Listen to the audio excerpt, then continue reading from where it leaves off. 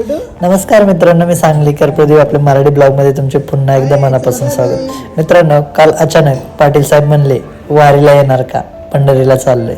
त्यावेळी पाटील साहेब बोलल्याबरोबरच बायकोची परवानगी घेतल्यानंतर मी आणि पाटील साहेब वारीला निघालो.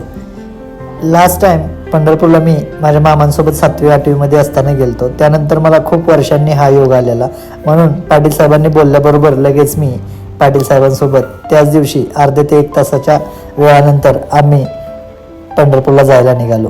वारीला तर जायचं होतं, पण जाणार कसं हे माहीत नव्हतं. पाटील साहेब बोलले आपण एसटीने जायचं. त्यानंतर आपल्याला तर एसटीच्या प्रवासाची सवय नसल्यामुळे पाटील साहेबांना म्हणलं चला मस्तपैकी आपण 2 व्हीलरचा प्रवास करू, खूप छान वाटेल.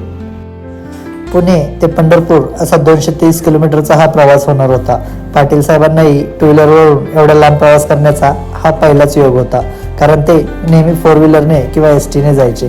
पण यावेळी ते माझ्यासोबत गाडीने यायला तयार झाले आणि खूप मजा आली या प्रवासामध्ये. पुण्यामध्ये ज्ञानेश्वर माऊलींची दिंडी असताना मला त्या ठिकाणी दर्शन घेता आलं नाही, पण हा दिंडीचा मार्ग होता. म्हणजे शिरवळ, लोणंद, फलटण असा आमचा प्रवास होणार होता पुढे पंढरपूर बाजूला. त्या ठिकाणी जात असताना आम्हाला रस्त्यामध्ये दिंडीला चाललेल्या माणसांचे दर्शन होऊ लागले आणि खूप छान वाटायला लागलं, कारण पुढे काही अंतरावर आम्हाला दिंडीही भेटणार होती.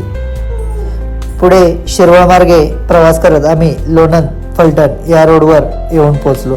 त्यावेळी आम्हाला पुढे दिंडीचे दर्शन झाले आणि दिंडीचे दर्शन झाल्यानंतर मनाला एवढं भारी वाटलं की ते शब्दात सांगू शकत नाही, कारण हा प्रवास नक्की तुम्ही अनुभवा.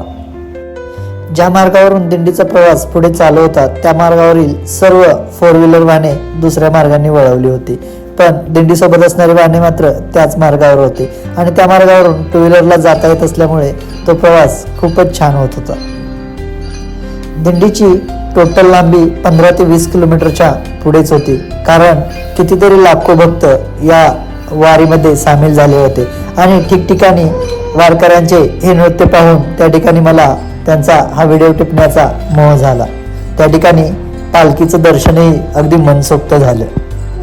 ज्यावेळी माऊलींची पालखी आळंदी या ठिकाणाहून निघते त्यावेळी त्या ठिकाणी एवढे हजारो लाखोंच्या संख्येने भाविक भक्त असतात की त्यामुळे पालखीचे दर्शन कधीच जवळ जाऊन घेता येत नाही. पण या ठिकाणी रस्त्याने प्रवास करत असताना पालखींचे अक्षी पादुका स्पर्श करून या ठिकाणी मला दर्शन घेता आले.